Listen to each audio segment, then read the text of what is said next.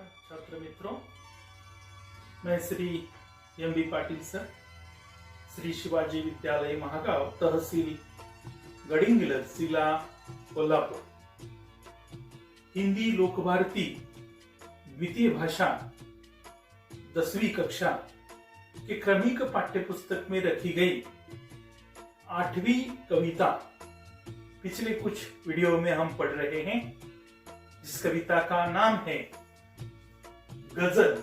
कवि है मानिक वर्मा। तो गजलकार मानिक वर्मा जी ने इस कविता के अंतर्गत दिए हुए कुल मिलाकर 9 शेर है, क्षमा कीजिए, तो इसमें जो 9 शेर है, उन 9 शेरों का अध्ययन हम कई वीडियो के अंतर्गत कर रहे हैं। इसके पहले मैंने आपको 8 शेरों का अध्यापन किया है। आपने वीडियो देखकर इसके पहले जो 8 शेर हैं उनका सरल अर्थ समझने का प्रयास जरूर किया होगा। इस वीडियो के अंतर्गत मैं अंतिम 9वें शेर का आपको सरल अर्थ समझा रहा हूं और साथ ही साथ इस कविता के अंतर्गत जो परीक्षा हेतु पूछी जाने वाली कुछ कृतियां हैं, उस कृतियों पर मैं चर्चा इस वीडियो के अंतर्गत करने वाला हूं। तो बच्चों, आप पहले इस वीडियो को देखने से पहले आप अपनी क्रमिक पाठ्यपुस्तक हिंदी विषय की वो सामने रखिए और सरल अर्थ समझने का और कृतियों को समझने का प्रयास कीजिए। तो 9वां शेर बच्चों आप अपने पुस्तक में देखिए किस प्रकार से है। तो 9वां शेर इस प्रकार से बच्चों, कोई ऐसी शक्ल तो मुझको दिखे इस भीड़ में, कोई ऐसी शक्ल तो दिखे मुझे इस भीड़ में, मैं जिसे भी देखूं उसी में तुम मुझे अक्सर देखो, मैं जिसे भी देखूं उसी में तुम मुझे अक्सर देखो। शेर फिर एक बार पढ़ता हूं बच्चों, देखिए। कोई ऐसी शक्ल तो मुझको दिखे इस भीड़ में, मैं जिसे देखूं उसी में तुम मुझे अक्सर दिखो। तो कोई शब्द कठिन अपरिचित ऐसा है क्या? देखिए, शक्ल का अर्थ इसके पहले भी वीडियो में मैंने आपको बताया है। शक्ल का बच्चों अर्थ होता है, शक्ल यानी चेहरा। शक्ल का बच्चों अर्थ है शक्ल यानी चेहरा। तो कोई ऐसा चेहरा, शक्ल यानी चेहरा, कोई ऐसा चेहरा तो दिखे मुझे इस भीड़ में, मैं जिसे देखूं उसी में तुम मुझे अक्सर देखो। इस शेर का बच्चों अर्थ ऐसा है कि कवि अर्थात गजलकार मानिक वर्मा जी कहते हैं कि ये संसार एक मनुष्य रूपी भीड़ का सागर है। अर्थात ये संसार एक मनुष्यों का सागर है। जैसे सागर में, समुद्र में अथाह जल राशि होती है, वैसे इस संसार में अनगिनत करोड़ों अब्जों ऐसे लोग, नागरिक रहते हैं। तो ये संसार एक मनुष्यों का समुद्र है, मनुष्यों का सागर है। और इस मनुष्यों के सागर में, मनुष्यों की इस भीड़ में कवि की ऐसी आशा है, अभिलाषा है कि मैं जिस व्यक्ति को भी देखूं, जिसे भी मैं देखूं, उसी में तुम मुझे अक्सर दिखो, उसी में तुम मुझे अक्सर दिखो। मतलब मैं जिस व्यक्ति को भी देखूं तो मुझे, हे ईश्वर, उस व्यक्ति के शक्ल पर, उस व्यक्ति की शक्ल में मुझे तुम्हारे दर्शन हो। ईश्वर, मुझे तुम दिखाई दो। गजलकार ऐसा क्यों कहते हैं? देखो, ऐसा हुई इसलिए कहते हैं क्योंकि ये संसार का हर नागरिक, इस संसार का हर व्यक्ति है, हर जीव, हर जंतु ईश्वर द्वारा निर्माया गया है। ईश्वर द्वारा बनाया गया है। मतलब प्रत्येक मनुष्य ईश्वर का ही एक अंश है। और इसलिए कवि कहते हैं कि मैं जिसे भी देखूं ईश्वर मुझे उस व्यक्ति में तुम्हारे ही दर्शन हो, तुम ही दिखाई दो। और इसलिए हमें वे संदेश देते कि हर व्यक्ति ईश्वर का ही अंश है। तो हमें मनुष्य में किसी भी प्रकार का भेदभाव नहीं करना चाहिए। हर प्रकार से बंधुता से, प्रेम से, आत्मीयता से, अपनेपन से हमें आपस में व्यवहार करने चाहिए। मनुष्यों में किसी प्रकार का हमें भेदभाव नहीं करना चाहिए। अर्थ देखिए बच्चों, फिर एक बार कवि कहते हैं कि यह संसार एक मनुष्यों का सागर है, मनुष्यों का समुद्र है। और मनुष्यों की इस भीड़ में मैं जिस भी व्यक्ति को भी देखूं, उस व्यक्ति के चेहरे पर, उस व्यक्ति के चेहरे में मुझे ईश्वर तुम्हारे दर्शन हो। क्योंकि हर व्यक्ति तुम्हारा ही अंश है। उस व्यक्ति को ईश्वर ने ही निर्माया है, ईश्वर ने ही बनाया है। हर व्यक्ति ईश्वर का अंश है। इसलिए कवि गजलकार माणिक वर्मा कहते हैं कि उस व्यक्ति में मुझे तुम्हारे ईश्वर तुम्हारे दर्शन हो। तात्पर्य क्या है कि गजलकार संदेश देते हैं कि हमें मनुष्य में भेदभाव नहीं करना चाहिए, क्योंकि प्रत्येक मनुष्य ईश्वर का अंश है। इस प्रकार से देखा गया तो सब लोग समान हैं। और इसलिए हमें आपस में प्रेम से, बंधुता से, अपनेपन से रहना सीखना चाहिए। ये संदेश हमें इस शेर द्वारा गजलकार माणिक वर्मा जी देना चाह रहे हैं। कुल मिलाकर 9 शेरों का अध्ययन बच्चों हमने इन वीडियो में किया है। इन 9 शेरों के अंतर्गत जो हमने अभ्यास किया, ये सारे शेर माणिक वर्मा जी के गजल मेरी इबादत, देखो गजल मेरी इबादत है, इस साहित्य कृति से ली गई। गजल मेरी इबादत है, इस माणिक वर्मा जी के साहित्य कृति से ये सारे गजल के शेर लिए गए हैं। ये भी आपको पता होना जरूरी है। तो बच्चों, हम गजल कविता की कृतियों की ओर आगे बढ़ेंगे। आपके पाठ्य पुस्तक में पृष्ठ क्रमांक 34 पर इसकी कुछ कृतियां दी है। तो पहली कृति है सूचना के अनुसार कृतियां कीजिए। पहली कृति, गजल की पंक्तियों का तात्पर्य लिखिए। पहली पंक्ति तात्पर्य, गजल पंक्तियों का तात्पर्य हमें लिखना है, अर्थात क्या उसका आशय है लिखना है। तो देखो पहली पंक्ति है, नींव के अंदर दिखो। नींव के अंदर दिखो, इस पंक्ति का तात्पर्य क्या है?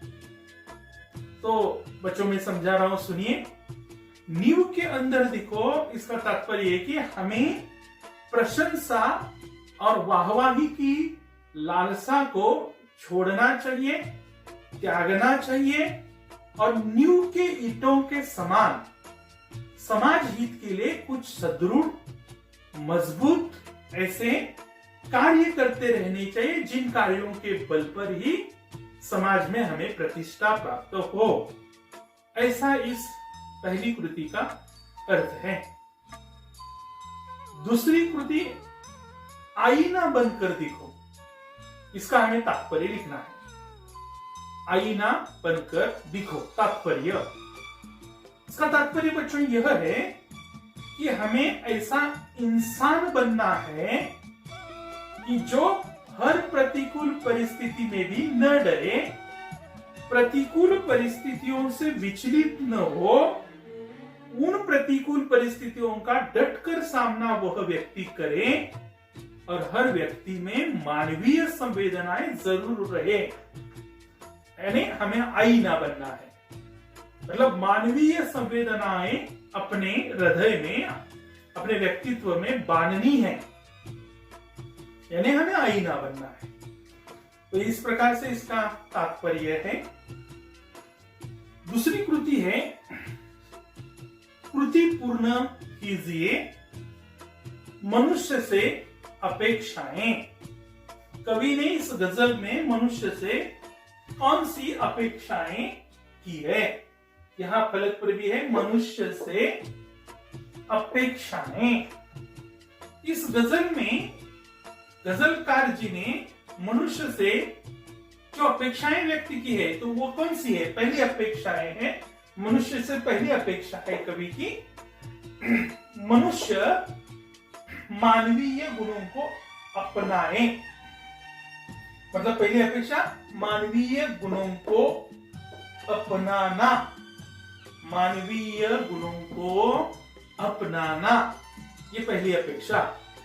दूसरी अपेक्षा मनुष्य से है गजलकार की, निराश और हताश, निराश और हताश लोगों में आशा की किरण जगाना। निराश और हताश लोगों में आशा की किरण जगाना, यह कवि की दूसरी अपेक्षा है। तीसरी कृति है बच्चों, जिनके उत्तर निम्न शब्द हो ऐसे प्रश्न तैयार कीजिए।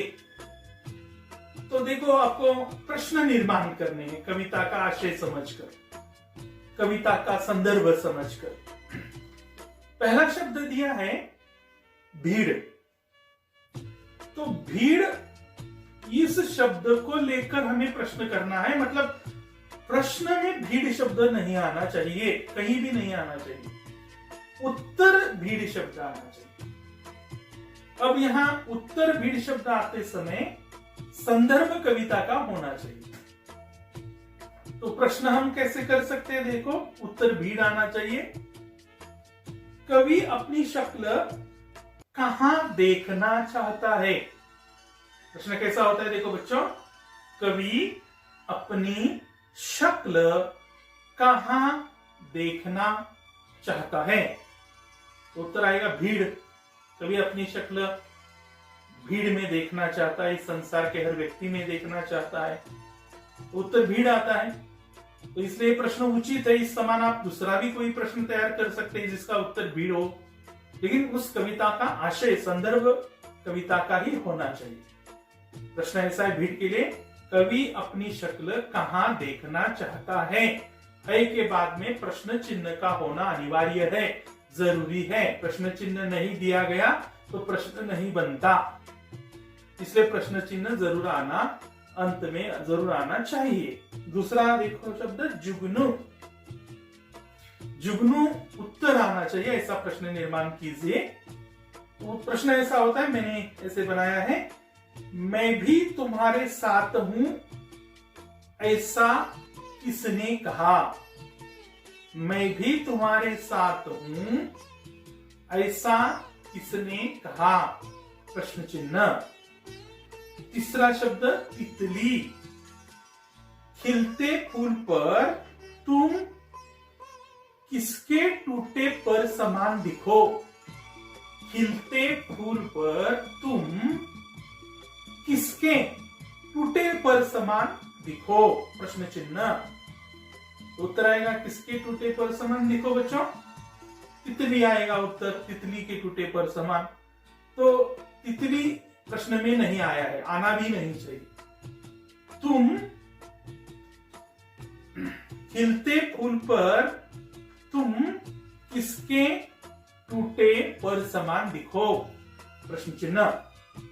चौथा शब्द है आसमान। आसमान शब्द उत्तर आना चाहिए। प्रश्न कैसा होगा? आंधी आने पर धूल कहां तक उड़ती है? आंधी आने पर धूल कहां तक उड़ती है? उत्तर क्या है बच्चों? आसमान तक।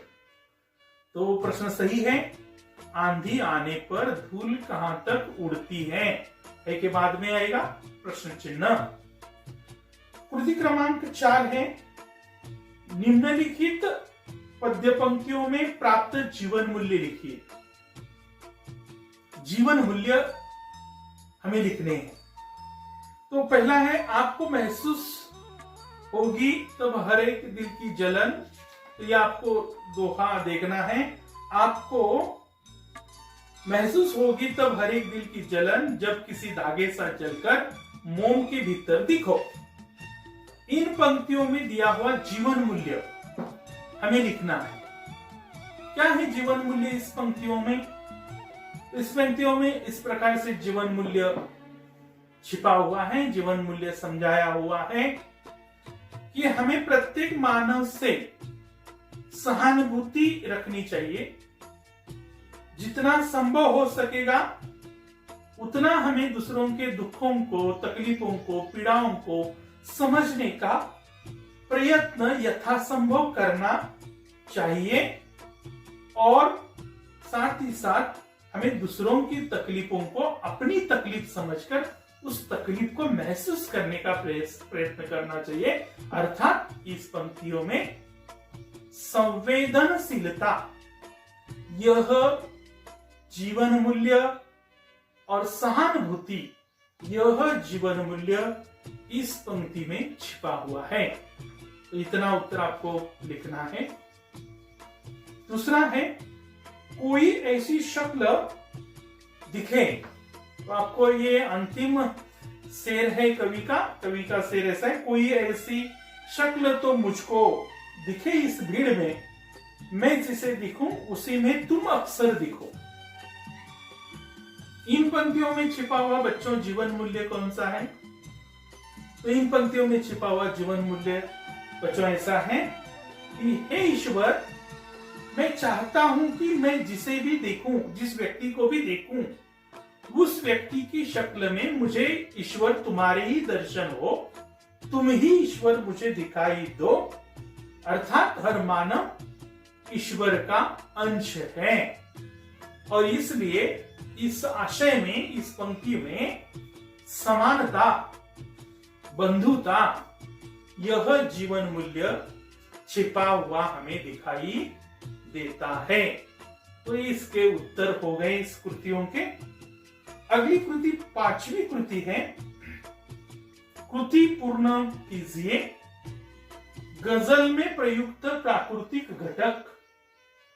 बच्चों देखो, गजल में, इस गजल पाठ में आए हुए, गजल में आए हुए प्राकृतिक घटक, प्राकृतिक यानी नैसर्गिक, निसर्गतः निर्मित, ऐसे कौन कौन से घटक इस गजल कविता में आए हैं? 4 लिखने हैं। वैसे तो कई ऐसे प्राकृतिक घटक गजल में आए हैं, माणिक वर्मा जी ने उन प्राकृतिक घटकों का उपयोग किया है। पहला घटक है शिखर। शिखर, शिखर यह एक प्राकृतिक घटक है। दूसरा है आसमान, आसमान प्राकृतिक घटक है। पत्थर निसर्ग निर्मित होता है, पत्थर प्राकृतिक घटक है। जुगनू, जुगनू भी एक प्राकृतिक घटक है, कीटक है वह और इसलिए प्राकृतिक घटक है। सीप, शंख, सीप यानी शंख, सीप ये भी प्राकृतिक घटक है। मेरे ख्याल से फूल, फूल भी प्राकृतिक घटक है। और तितली, तितली भी प्राकृतिक घटक है। तो इनमें से 4 आपको कोई भी 4 प्राकृतिक घटकों के नाम चौखटों के अंदर भरने हैं। अगली कृति है, कवि के अनुसार हमें ऐसे दिखने के लिए कहा है। अर्थात कवि के अनुसार हम ऐसे दिखे, गजल का माणिक वर्मा जी के अनुसार हम ऐसे दिखे। कैसे दिखे? एक, कवि के अनुसार ऐसे दिखे, मतलब कैसे दिखना चाहिए? तो देखो, नींव की तरह दिखो। कैसे दिखो? नींव की तरह दिखो। 2, मील के पत्थर की तरह दिखो। किसके समान?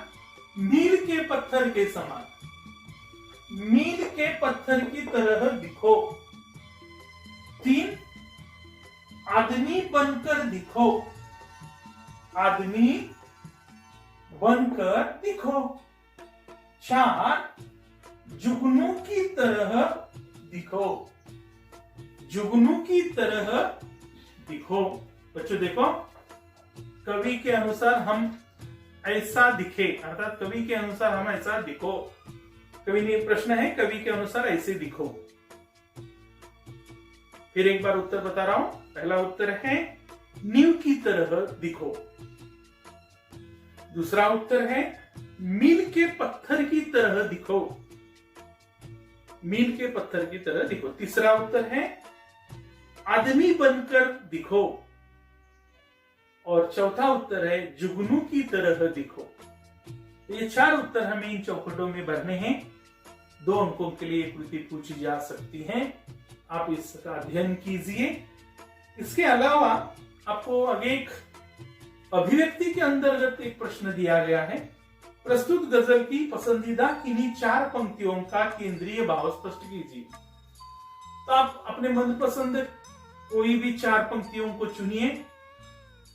मेरे जो 4 वीडियो है उनमें से 4 वीडियो का संदर्भ लीजिए और उन शेरों का सरल अर्थ आशय लिखने का प्रयत्न कीजिए। वह उसका केंद्रीय भाव है।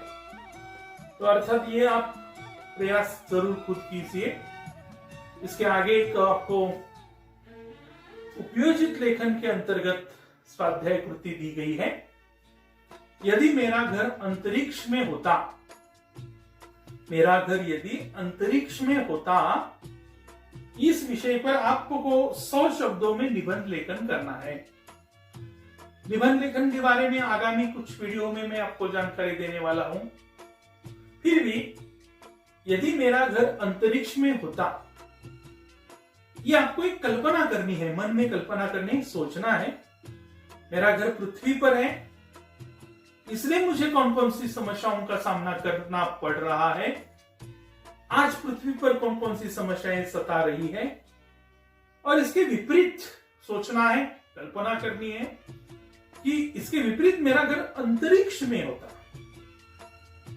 तो मुझे कौन कौन से लाभ मिलते या वहां भी कौन कौन सी समस्याएं आती, और अगर घर अंतरिक्ष में होता तो उसका मैं लाभ कैसे उठाता। इस प्रकार से सोचना है, विचार करना है और आपको अपना यह निबंध 100 शब्दों के अंतर्गत पूरा करना है। तो जरूर इसके बारे में कोशिश कीजिए बच्चों। तो आपने मेरे इस वीडियो को देखा, समझा, तो इस वीडियो को सब्सक्राइब जरूर करना, मतलब जरूर कीजिए, मत भूलिए। सब्सक्राइब करेंगे तो आपको मेरे अच्छे अच्छे वीडियो आगे देखने को मिलेंगे। मेरे छात्र मित्र जरूर इस वीडियो को देखकर सब्सक्राइब करेंगे, मुझे विश्वास है। अभिभावक भी करेंगे, ऐसा मुझे विश्वास है। आपने मेरा वीडियो देखा, इसके लिए धन्यवाद। आपका दिन शुभ हो, मंगलमय हो।